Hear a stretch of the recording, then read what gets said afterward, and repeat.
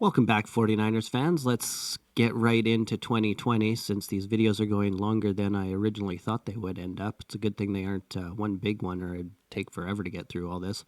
So in 2020, the starting quarterbacks were Nick Mullins, Jimmy G, and CJ Beathard. Between those three, they actually all played at least 2 games, with Beathard playing 2, Jimmy G playing 6 and then getting injured, and Nick Mullins playing 8. Our running backs were Jeff Wilson, Raheem Mostert, Jerick McKinnon, Jamie Hasty, I might have not have said that right, Tevin Coleman, and then Kyle Juszczyk as our fullback. Wide receivers, so this is the first year we had Brandon Ayuk, Kendrick Bourne, we had Debo, Richie James, Trent Taylor, and River Craycraft. Oh, and Mohamed Sanu. Oh, and Dante Pettis was there as well. So, and tight end was George Kittle. So pretty good receiving core, and obviously Debo and Brandon are still with us, but much tougher season this season. In the defensive roster, we had Fred Warner and Dre Greenlaw as our linebackers, Jimmy Ward, Tarvarius Moore, Jaquiski Tart were some of the backfields. Our DBs were Dante Johnson, Jamar Taylor, Quane Williams, and Akella Witherspoon.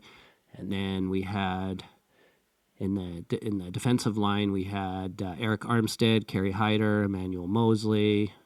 Or no, Mosley was a cornerback.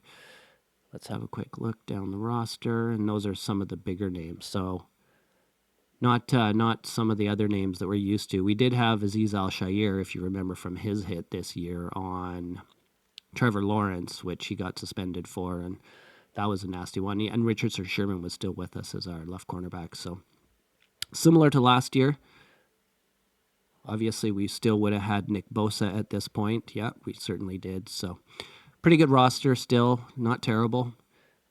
If we get into injuries really quick, Brandon Ayuk missed the first game of the season. He was questionable and didn't play 3 more games in the back half of the season, and then missed the last game of the season. A couple other notable ones. Jake Brendel was on injured reserve all year. D. Ford was on injured reserve all year. Spencer Long was on injured reserve all year. And if we go down here, Richard Sherman was out for quite a few of the games. Debo was out for quite a few of the games. So we still had, a reasonable amount of people out this year. It definitely was pretty well peppered. Raheem Mostert was out for quite a bit of the year. So, and I just want to quickly go to Jimmy G. Jimmy G missed games 2 and 4 with an ankle, and then game 9 till the rest of the season he was out with the ankles. So that obviously hurt us, and that's where Mullins and Beathard came in and played those games. So let's now get into the stats for the season, and I'll bring up the spreadsheet here real quick. So looking at the spreadsheet, we've got we'll scroll up here, game 1, we've got Cardinals at the Niners. Finals 24-20. Cardinals win. We get outscored in the 4th. So we go into second half of the game leading by 3 and then get outscored in the 4th by a touchdown. So we managed to score 1 in the end, but still got beat. Cardinals go to 1-0. We fall to 0-1. First game, obviously, we get outscored in the 4th. 2 field goals, 0 TDs rushing, 2 TDs passing. So going to game 2, we play at the New York Jets, and we do pretty good here. We beat them 31-13, tie them up in the 4th, 7-7, and we actually went into the second half leading 21-3, which is a pretty good spread, and then went point for point for them in each quarter. 1 field goal, 2 TDs rushing, 2 TDs passing. So 1-1, Jets fall to 0-2. Game 3, Niners playing at the Giants, so 2 New York games. Do very well, similar to the week 2 go into the second half leading 16-6, and then score 20 in the back half and hold them off with no points in the fourth. So really good there. 3 field goals, 3 rushing TDs, 1 TD passing. Final score 36-9. We go to 2-1 as our final record, and they go to 0-3. So we're playing some tougher teams here. And let me bring back up the injured reserve because I did want to quickly look at. Yeah, so this is going to be the start of when Jimmy G was out, was that Giants game. So still pretty good if he went out in that game and we were still able to score 36 on them. Week 4, Eagles play at the Niners, and for whatever reason, there was no attendance stats for this particular season. So we're just going to ignore the attendance for this one. We lose 25-20 to the Eagles. So got outscored in the fourth. Went into the second half leading 8-7. The Eagles did, so we were down by 1. We go up for 14-11 going into the fourth, and then they score 2 touchdowns on us. So not great. Makes it our second game where we were outscored in the fourth. And field goals none. Which definitely, it looks like we missed the after point attempt in the fourth quarter there. So we had 2 TDs rushing and 1 TD passing. So fall to 2-2. Eagles are 1-2-1, so they obviously got a tie at some point in their first 3 games. And we move on to week 5. So week 5, Dolphins playing at the Niners, so in San Fran. Dolphins light us up in the first half, go up by 30-7, which is pretty rough way to start the second half. We score 10, so we go up to 17, but they still get 7 in the third, so now it's 37-17, and then they get 6 more, and we get outscored in the fourth for our third game of the season already out of 5 that we've been outscored in the fourth. Final score is 43-17. We had 1 field goal, 1 TD rushing, 1 TD passing, so not a great day, and both teams go to 2-3. So pretty even there record-wise, but we get the doors blown off us. Week 6, Rams play in San Fran, so 2 California teams. Going into the second quarter or second half, 21-6 us, pretty good. By the time the fourth quarter rolls around, we do get outscored there, but we scored enough, obviously, in the first half to hold them off when they can only get 10 in the second. And we had 1 field goal, no rushing TDs, 3 touchdowns in the air. So that's pretty good. Through the air, we seem to be okay this year, but we're not getting that nice even spread. Seems to be, hit or miss depending on the game, except for that second one. So final record, Rams are 4-2, even though they lose. So they had been 4-1 at that point, and we move up to 3-3. So we come out at 500 by game 6. Week 7, Niners at the Patriots, and we're doing really good here. We're already up 23-3 by the second half. Score another 10 in the back half. Hold them off to 0 in the fourth quarter.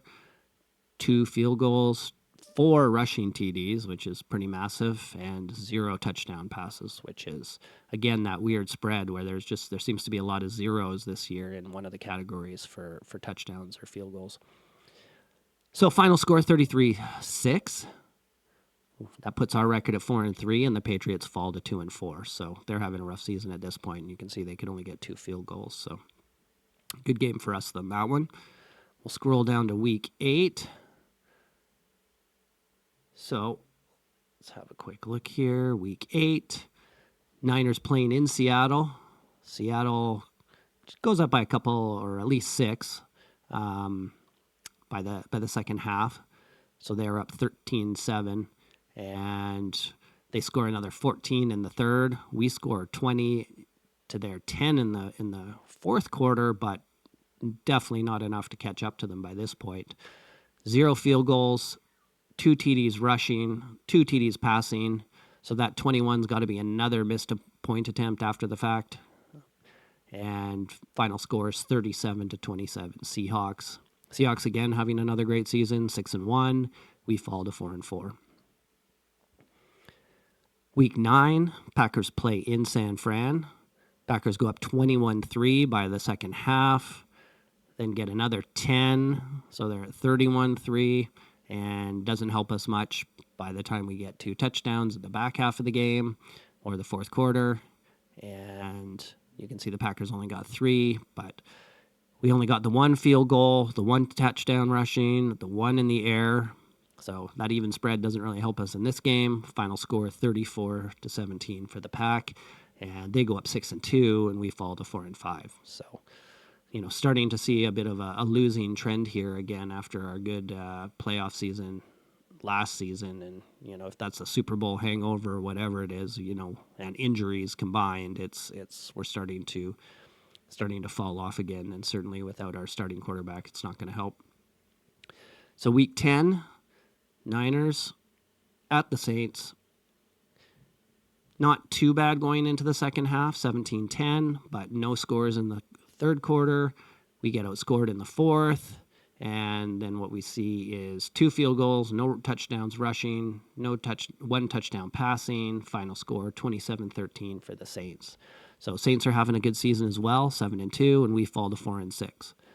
So that's the third game in a row we've lost, which isn't great. It puts us into the bye week, which we probably needed injury-wise, but as we noted earlier, a lot of those players never actually even came back for a good portion of the season. So we'll scroll down into the bye week.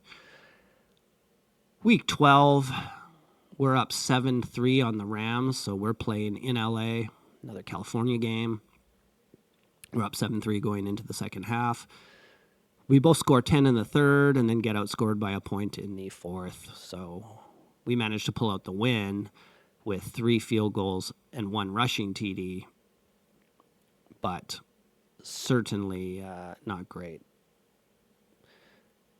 And then you can see the Rams, they were 7-4, so they were having a good season, and then we went to 5-6, but 23-20 is still a pretty tight game and could have been turned around in the fourth. But it does give us another game where we were outscored in the fourth, but I'm not sure that one is super huge in terms of counting towards those fourth quarters if it's only by 1. So week 13, Bills are playing in San Fran. Bills go up 17-7 going into the second half. We both tie up in the last 2 quarters, 10-10 and then 7-7, but we end up losing to the Bills. 1 field goal, 0 touchdowns rushing, 3 touchdowns passing, and the Bills win. So 34-24, 10-point spread. Bills are a 9-3 team, so not terrible to score 24, but drops us to 5-7. Week 14 against Washington. So Washington's going to be up, and they're playing in San Fran, and so they're up 13-7 by the second half, score another 10. We managed to pull off 8 in the fourth, but it's not enough because we only had the 1 touchdown rushing and the 1 touchdown passing. So it looks like we went for 2 in the fourth, which doesn't make a big difference. Yeah, it wouldn't even have made a difference if we had, we would have been able to tie it up if we got another 8 points, because that would have put us at 23. So that's probably why they went for it. So that final score is 23-15, as I mentioned, 6-7 Washington is, and we dropped to 5-8. So we both teams went in 5-7, and we lost to them. Week 15, Niners and Cowboys. Cowboys are up 17-14 going into the second half. Second half, we get outscored in the fourth. We managed to outscore them in the third. So final score is 41-33 for the boys. We only managed to score 2 field goals, 1 touchdown rushing, and 3 touchdowns passing. So, that's pretty decent overall, but, obviously the defense wasn't able to hold off the Cowboys, and we tie up the records, both go 5-9 going into week 16. So week 16, we're going to play the Cardinals in Phoenix. So by the second half, we're up 7-6. We managed to score 2 in both quarters, so not too bad. Tie them up in the fourth, so don't get outscored in the fourth on that one. Pull out the win.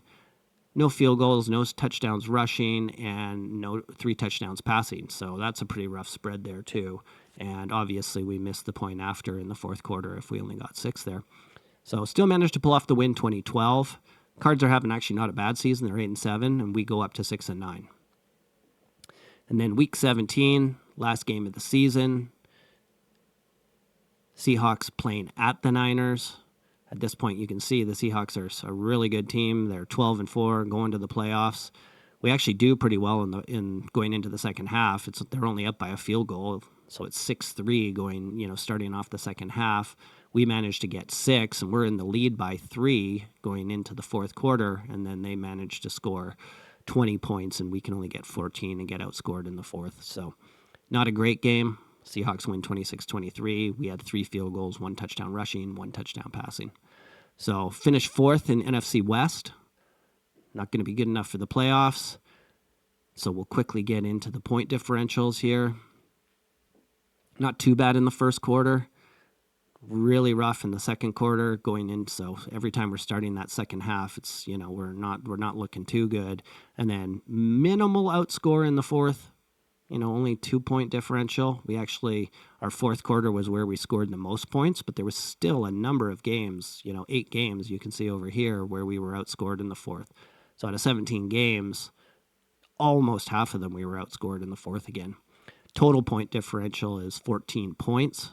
So pretty even against everybody else, but that's not going to lead to a winning season. And as we saw in the 2019 season, we drastically outscored them. Like if we just really quickly flip back to the 2019 season, you can see we had outscored them by 161 points and scored 471. In 2020, we're only scoring 376. So that's almost 100 points difference in the one season. And we let them score 390 on us, and they only scored 310. So that's that big evening out of that score, which leads to this season where we don't even make the playoffs again. And again, as we saw in that last season, we were only outscored 4 times in the regular season, where once again, in these losing seasons, we're getting 8 in this one. In 2018, we're seeing 10 games where we were outscored in the fourth, and 2017, 7 games. So this is worse than Kyle's first season in terms of being outscored in the fourth quarter. Total was 22 field goals, 19 touchdowns rushing, 25 touchdown passes for the total season. And you compare that to like 30, 23, and 28 for 2019 in our playoff season, pretty significant difference there. A lot of field goal difference too. So definitely a rougher season, starting to see some of those trends where in these non-winning seasons, non-playoff seasons, we're definitely getting those a lot more games where we're getting outscored, which obviously makes sense, but you can start to see the data start to line up with some of these fourth quarter woes starting to pile up. So what did you think of that season? Obviously, this one, injuries played a big part again, but the 2020 season wasn't great. And if we go into 2024, following the 2023 season where we got beat by the Chiefs in both 2019 and 2023 Super Bowls, and then the following season, not great. We still have 2 games. We got Monday's game, which is tomorrow against the Lions, but that's going to be a real slog. And then the last game of the season for 2024 is going to be against the Cardinals, but we already know we've been eliminated. So definitely seen a Super Bowl hangover and some serious pain when we're getting beaten by the Chiefs in the Super Bowl, and then the following season we're struggling mightily. So leave your comments. Let me know what you think about the 2020 season and getting decimated after our Super Bowl loss in the previous season. What do you think about the Lions and the Cards? What do you think is going to happen next season? Feel free to subscribe so you can get the next one. The next one will obviously be the 2021 season, and probably maybe out tomorrow, maybe the day after, we'll have to see, but I'll keep updating the 2024 season, so probably by the time we get to the Cardinals game, I'll be able to run that one off pretty quick right after the end of the season. So hope you're having a great day and hope to see you soon. Take care.